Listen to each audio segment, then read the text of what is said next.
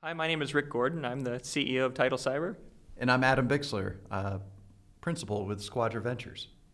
So, Rick, can you give me a little more background on what the attack framework is? Sure. A lot of attack was really born out of work that was done in the Pyramid of Pain by David Bianco. It's sort of a famous blog that David wrote around the 2013 timeframe. So that the origins of sort of TTP-based defenses have been around since then. Sort of in a nutshell, what David was really advocating was just sort of elevating the way we were doing cyber defense out of sort of chasing indicators of compromise into something that was more strategic, really focused on detecting behaviors, TTPs, what we typically call them, that are indicative of malicious intent.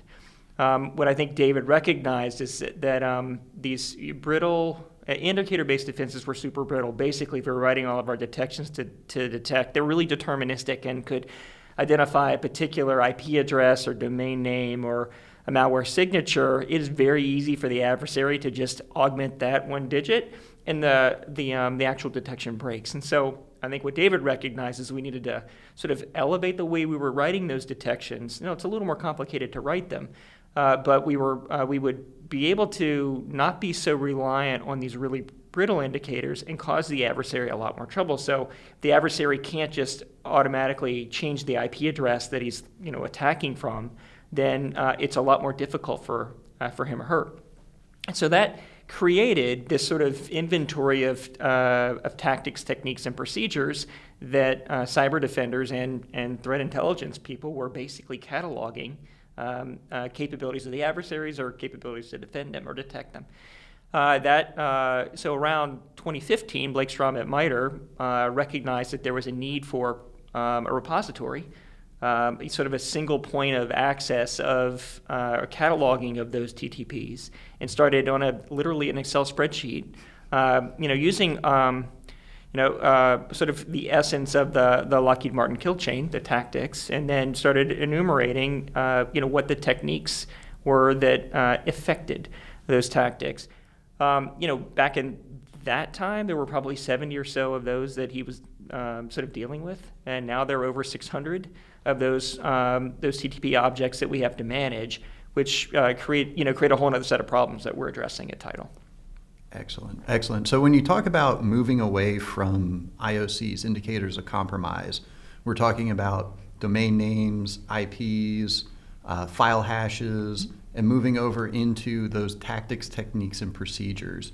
What's a good way to think about that as you start to evolve your defensive structures around TTPs? Right. Well, there's a lot of sophistication that goes around sort of TTP-based defenses, but the essence of TTP-based defense is sort of recognizing that the adversary has many objectives to accomplish before they can actually accomplish the mission. So in an example, sort of truncating the process that an adversary may need to establish an initial foothold in an environment. They need to establish persistence in an environment. They need the ability to elevate privileges in an environment to get administrative rights on the actual platform that they've got a foothold in. They need the ability to move laterally to get to an environment that has the data that they want to exfil or they want to encrypt. In that process, while seemingly pretty linear, it's actually not. It's pretty recursive, and the adversary will continue that process until they get to the asset that they want, and then can affect the mission against that asset. So what TTPs do is sort of they enumerate this canonical set of behaviors that the adversary has to engage in to be able to do those things. And I think the MITRE ATT&CK knowledge base really does memorialize what they are. So it's generally a canonical set of techniques that we use to think about and share and rationalize about the things the adversaries are doing and the things that we can do to either protect against, to detect, or to mitigate against those specific TTPs.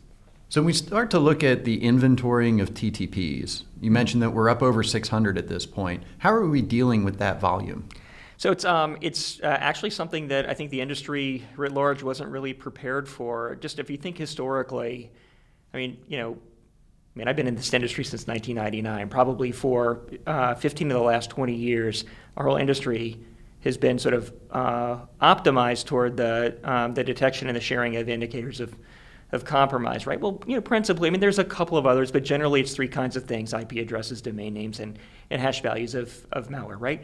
And so those are three kinds of things that we've been sort of building portfolios of capabilities in our endpoints and our networks that detect three kinds of things. Well, pretty manageable, honestly, right? Our networks might be large and heterogeneous, but the kinds of things we're looking for are kind of known, right? But when you sort of shift that thinking to, okay, we want to do behaviors, and yes, there are only 600 of those, and not millions of IP or billions of IP addresses, and not an unlimited number of hash values, right?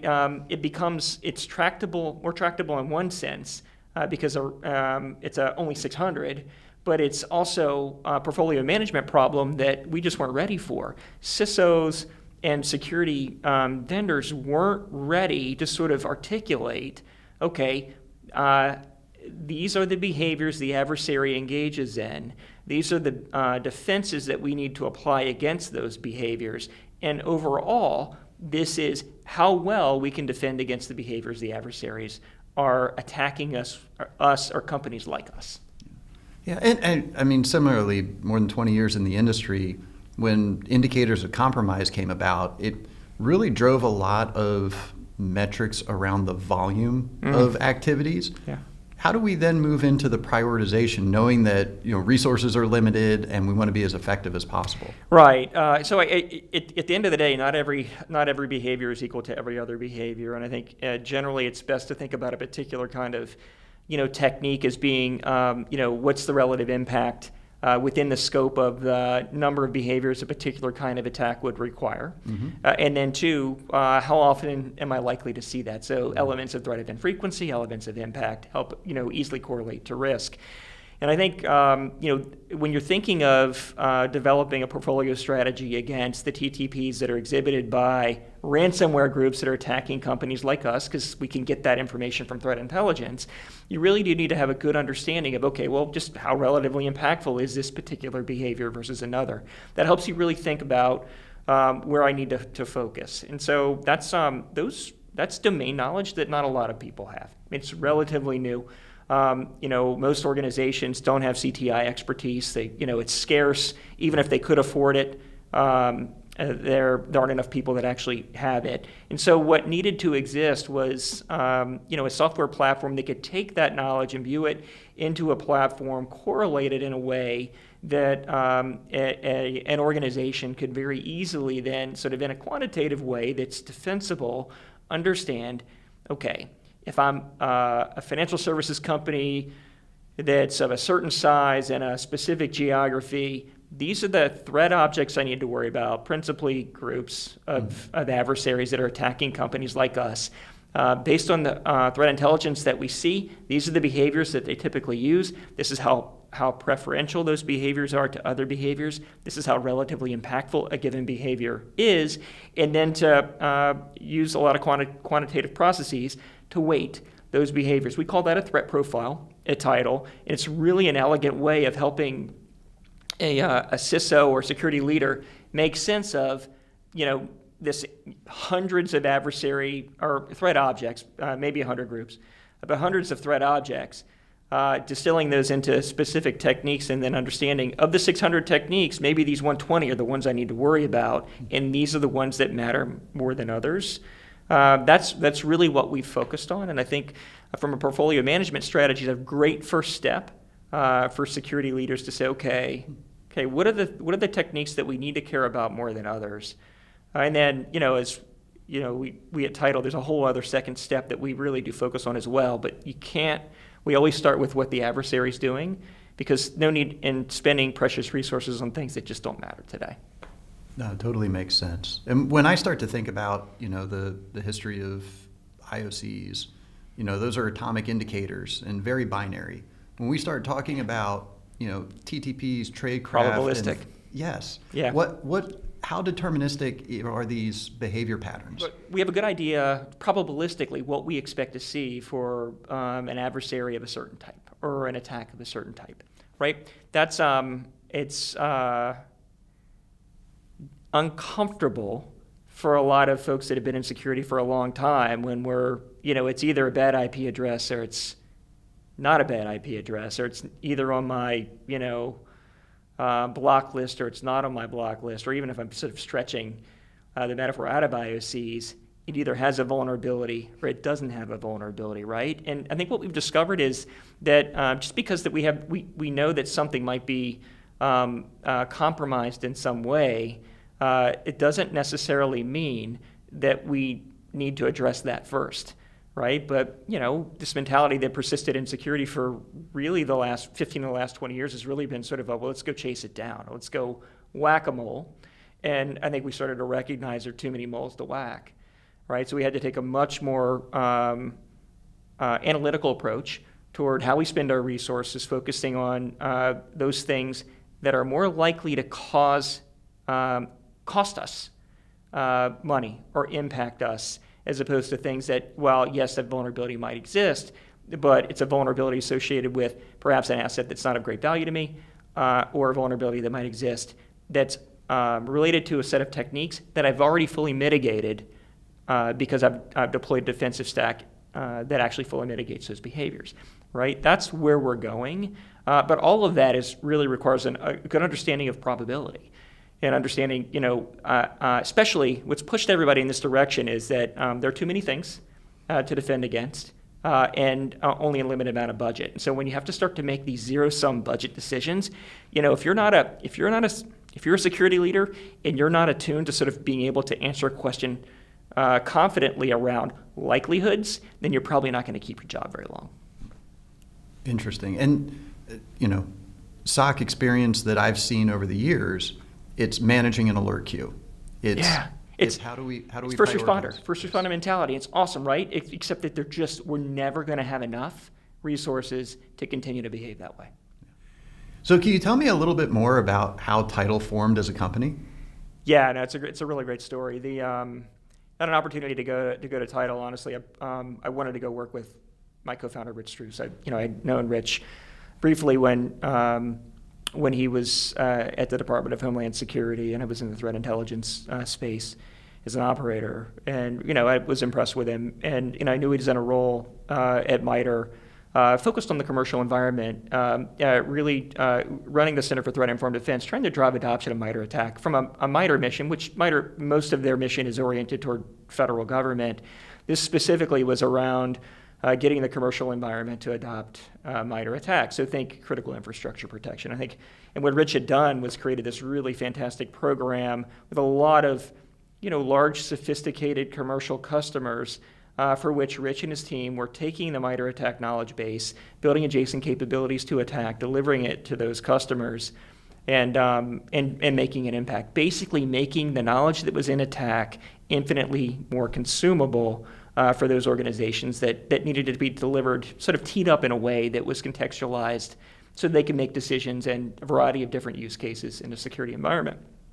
So that was what the draw was for me there. Now, MITRE is a legendary history in sort of impacting the security industry, whether it's around CVEs and creating the common vulnerability database, or around ATT&CK and other frameworks that they've also created that are also growing in their impact today.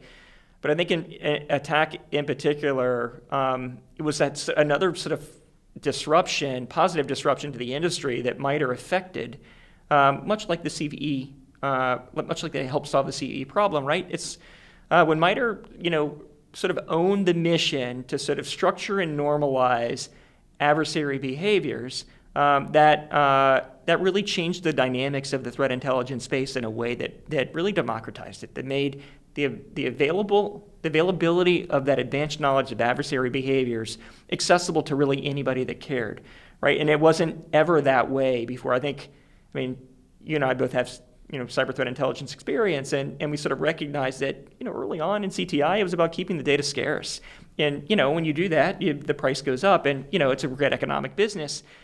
but unfortunately the ecosystem suffers. And so, I was really drawn to MITRE in the fact that they had done that, and I wanted to be a part of that. Now, when I got to MITRE, I didn't know Rich was going to work with me, but we got to work with him intimately, along with co-founder Frank Duff, where sort of Rich was really moving the needle at the Center for Threat Informed Defense, getting large enterprises to understand how to use ATT&CK and making it easier for them. Frank was doing the similar sort of bookend around making it easier for security solution providers to adopt ATT&CK and communicate their capabilities in that same structured and normalized way that we were talking about adversary behaviors. And so, it didn't take long for us to sort of figure out a lot of input from, honestly, Rich's customers at the Center for Threat Informed Defense were saying, basically, they appreciated all the ingredients we were giving them. They needed it baked into a cake. Or a full meal, right? And so as an entrepreneur, that's all I needed to hear. It's like great, strong validation. We know there's an opportunity in here. They needed something really fully baked. That was something that we felt we couldn't do inside the bounds of a mostly federally funded nonprofit. And I think I've been around, innovation and startups and venture long enough to sort of recognize a good opportunity, and it made sense to go do this. So I think Rich, Frank, and I had a conversation. It was like, there's a big opportunity. It might be a generational opportunity to go in and, show the world how to do this. There were definitely some technical problems that we had to solve. And as we sort of were on our journey to creating the way that we do coverage mapping with threat profiling and defensive stacking, those were things that we hadn't quite solved yet, but knew enough based on the experiences that we had, importantly with Frank on the cyber defender side and understanding how to describe the efficacy of specific defensive capabilities against specific adversary behaviors. And Rich's side, understanding the sensibilities of sophisticated customers and what they needed, how they needed that information to be delivered in a way that solved this problem. So that's really how we started. We left about 2 years ago. To really, in 2022, the venture market was a lot better. Early 2022 was really good, and then so we didn't have any trouble raising the first round, and then just sort of built a prototype, started building that momentum, raised a little bit of money last year to really finish the enterprise product. As you know, we launched our generally available product in April of this year and have been growing rapidly ever since. April of 2023. April of 2023. Yes. That's right. Very good. Rick, I know that, being an industry professional, we've watched cyber threat intelligence, or CTI, just kind of grow over the years, almost to the point of commoditization. Yeah. The volume of intelligence has definitely outpaced the ability to consume it. What does ATT&CK allow for defenders to do with all that data? That's a really great question. I think ATT&CK was really good at sort of structuring and normalizing the way that we as cyber defenders sort of think about and talk about and share what the adversaries are doing to attack our environments. So I think in the past we had sort of focused on attacking surface or understanding where they were attacking from, or hash values. Those brittle indicators of compromise that honestly was a failing strategy because the adversary was really super easy for them to alter all of those things. I think what ATT&CK did was sort of structured at a higher level the TTPs that the adversaries were doing. Where we sort of extended that and where we felt we needed to make that threat intelligence actionable was, basically, okay, well, if that's the behavior, what do I do about it? Right, and that has been elusive in the industry. I think we saw that as the big opportunity when we were at MITRE to help sort of address that. And given the work that Frank was doing with MITRE ATT&CK evaluations, sort of recognized that the ball was rolling already, and we just needed to keep nudging it in a really focused way. And so now, when you talk about leveraging ATT&CK to sort of automate the contextualization of threat intelligence, which of course has been the biggest criticism of threat intelligence forever, right? It was really taking ATT&CK and using it to describe at a specific enough level of abstraction at the technique level, and we've structured below the technique level as it's required, and then to be able to say with a high degree of confidence, these specific capabilities defend effectively against it. Now, that could be these specific analytic rules with these data sources can detect this specific behavior. It could be that this architecture or this particular product configured this way effectively detects, protects against, or effectively mitigates against this behavior. But when you so a lot of it was creating a hierarchical structure that is still somewhat probabilistic, but a low enough level of abstraction that it's more deterministic than it's not. I know with a high degree of certainty that if I've stacked 3 specific capabilities, because I've described the problem at a low enough and more specific level of abstraction, if I add these 3 kinds of defensive capabilities, the probability that I'm defended effectively against it is really pretty high. So that's really how we sort of have really latched onto attack and really extended it to make it easy for the automated contextualization of threat intelligence. One, okay, so a specific ransomware group is using a specific set of techniques. This particular ransomware group is attacking companies like mine based on my geography and my vertical. Okay, these techniques are more important than other techniques. And then understanding, you have to answer 2 questions. 1, what are they using? Which TTPs are they using? And then 2, what can I defend well enough against? Right? And so having the visibility in your defensive stack to understand, those 120 techniques, 60 are fully mitigated or very well mitigated, but these other 60 I've got to do some work on. And then, but because we've sort of segmented it that way and we have an inventory of defensive capabilities and we know where they stack up, it's super easy for us to tell our customers, okay, this is where your biggest residual risk is, and these are the 16 things you can do to mitigate it. Interesting. And it sounds like the way you describe that, you're defining that common language between detection engineering, what should I be looking for, the risk modeling, do I have coverage in the right place? That's right. And your CTI team, who's ingesting more than just the IOC feeds, but the actual contextual analysis of the threat groups that are targeting that type of organization. That's right. And, and there's enough there that we can use software to do the majority of the work. And that was the big eureka for us when we started the company. A lot of it, I'll just give Frank the credit. He really did move the industry with evals. And he got I think most of the major vendors speak attack. Most of them want to speak it better.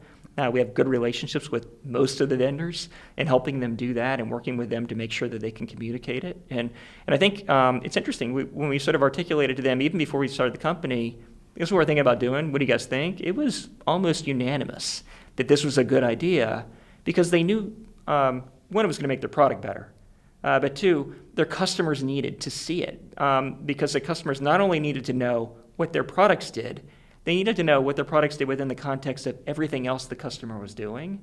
And no one's ever had that visibility. And I don't know a CISO that doesn't want it. So from a vendor perspective, are you able to prove efficacy of a product? So generally, well, for sure. I think, the folks that are really good at proving efficacy of a particular product are the breach and attack simulation vendors or red teamers that are actually implementing a specific procedure, a procedure with a variant of a specific technique or set of techniques.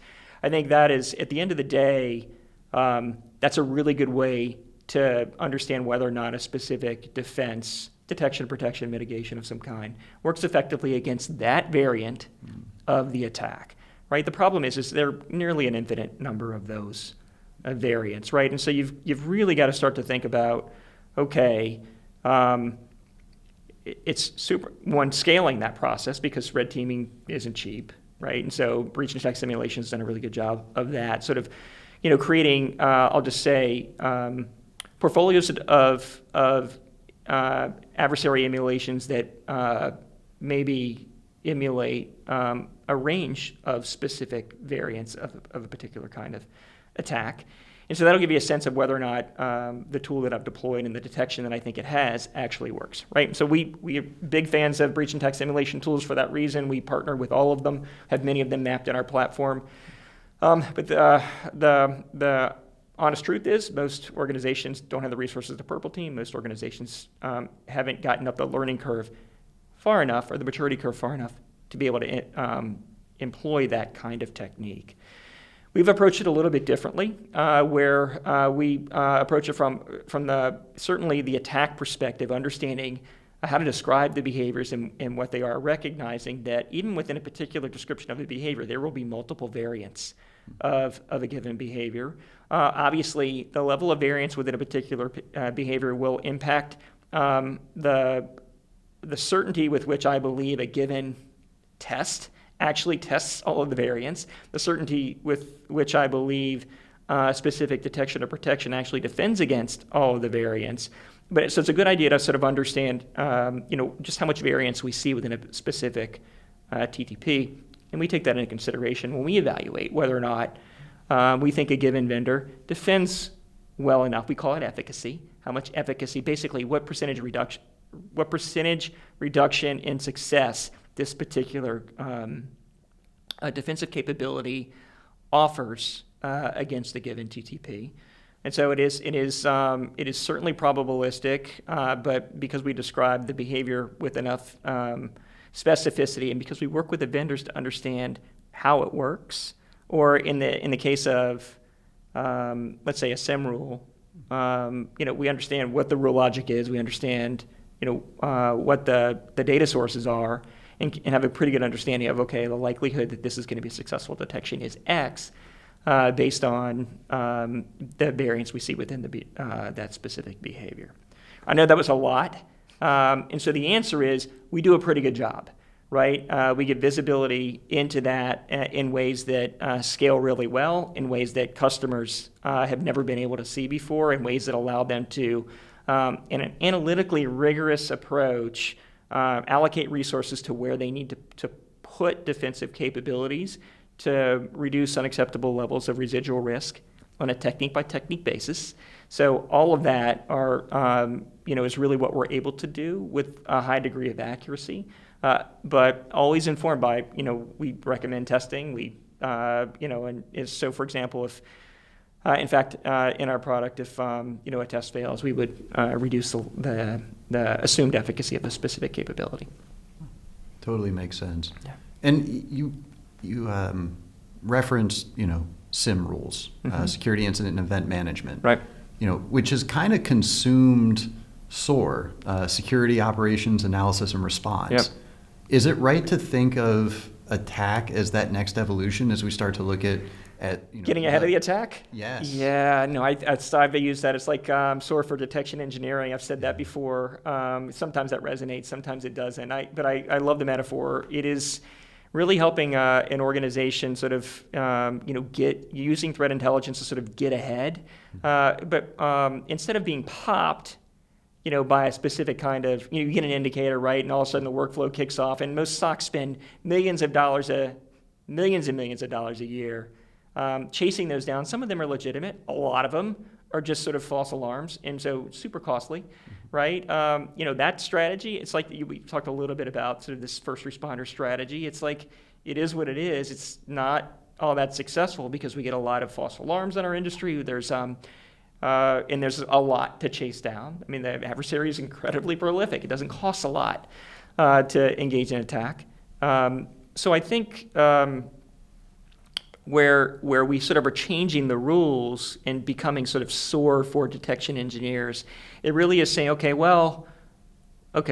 instead of just chasing down the indicators because we think something might happen, why don't we just sort of say, let's assume that it did happen, and this is what it would be. How would we do?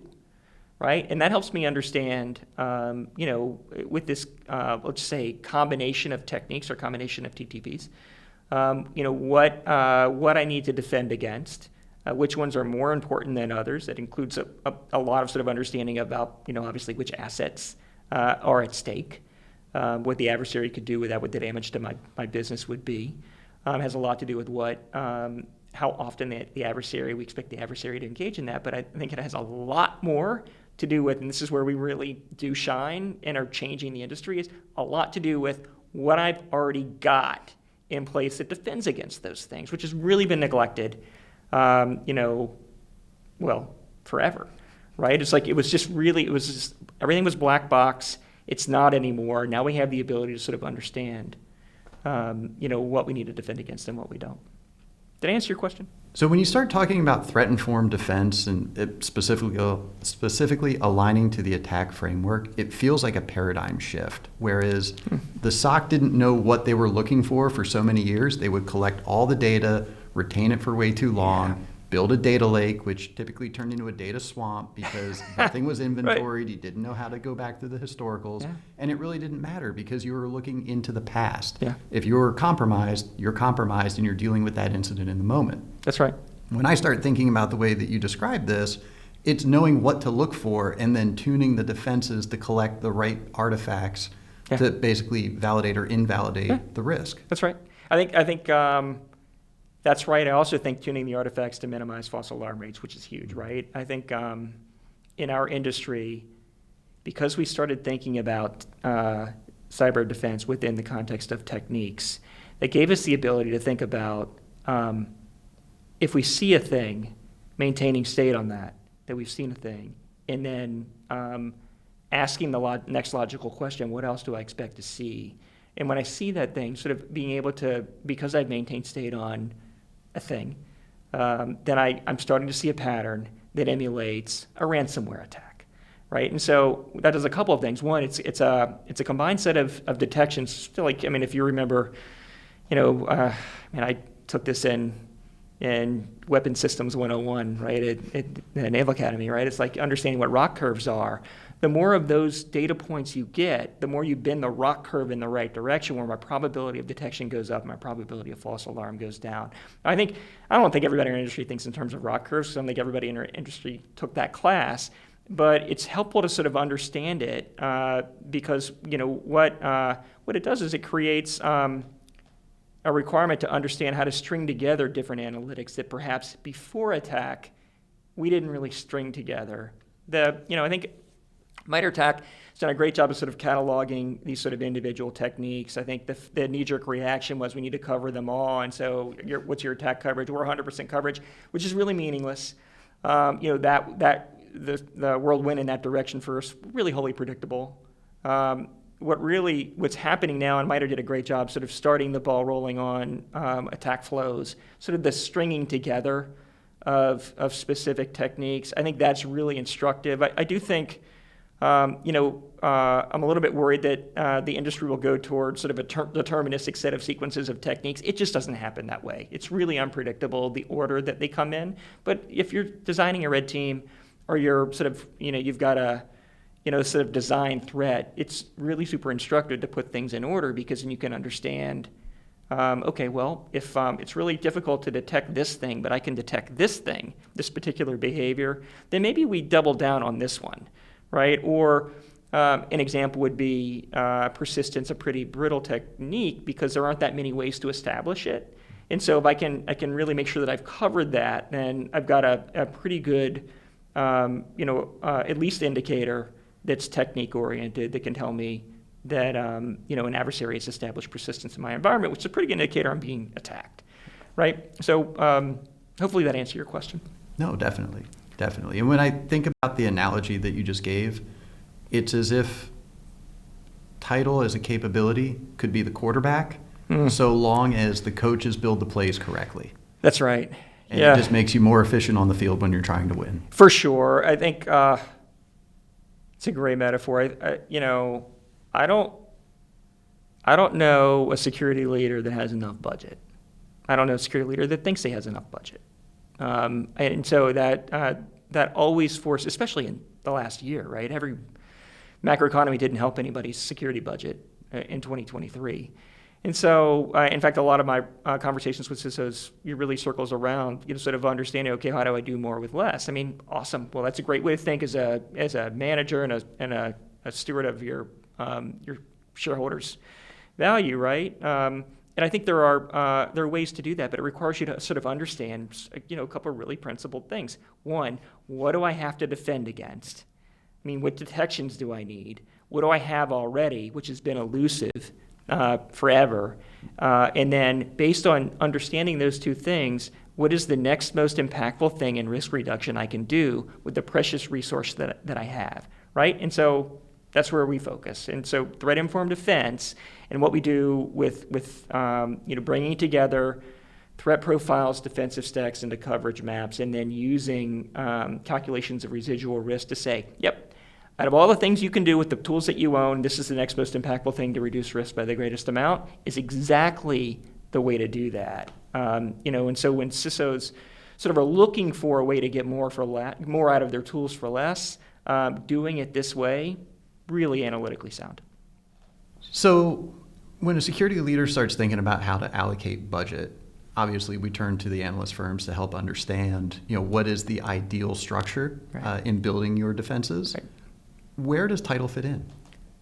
So it's a really great question. I think you mentioned analyst firms, and I do think Gartner's done a really good job sort of trying to tie together what have been sort of stovepiped operational functions within an organization, stovepiped tool sets within an organization. You've probably heard Gartner talk about continuous threat exposure management. Actually, one of their priorities this year is to really push forward the understanding and the adoption of this. It's really a program for them, but it is anchored in knowledge of adversary behavior. So continuous threat exposure management.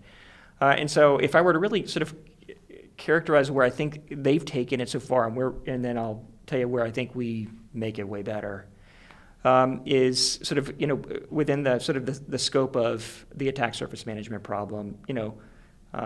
Understanding where your specific assets are. It's a big issue for everybody. There are lots of asset management platforms that are growing. I think they're needed, and sort of understand. That helps first step of understanding where your attack surface is, integrating sort of knowledge of vulnerabilities that exist, misconfigurations that exist within that environment. Help you sort of from a vulnerability perspective, sort of prioritize which of those assets in your ASM represent greater risk than others. In the past, what that had done is sort of force people to be in this terminal loop of got to patch. And again, it's sucking up a bunch of cycles and resources that are limited. And at the end of the day, I think those of us who are in the industry that are thoughtful are like, well, what's the risk? Right? Because, again, this issue, probabilistic risk versus deterministic, well, it's got a CV, I got to patch it, right?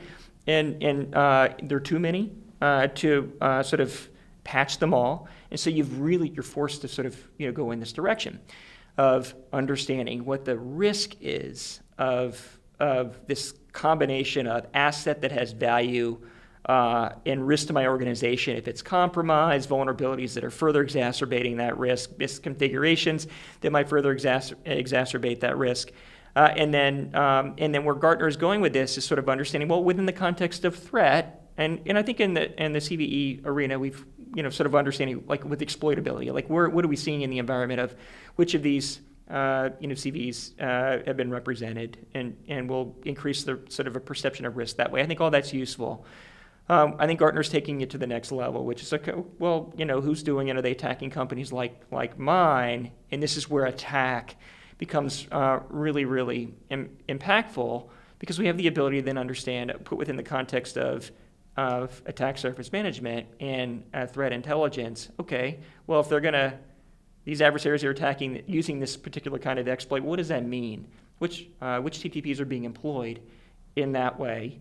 And then this is where we come in. And I think that what Tidal does really does tie together this piece of the puzzle that has just been elusive forever and isn't anymore. And it's with the understanding of what your defensive stack actually does. And so if I have the ability to understand those two pieces, what's the threat doing from a TTP perspective, what's my attack surface look like, and then I can understand well, my defensive stack mitigates 90% of those. Let's focus on the 10% that's not mitigated, right? And that dramatically reduces the need, or I'll just say the priority of those things that are not inside that 10%.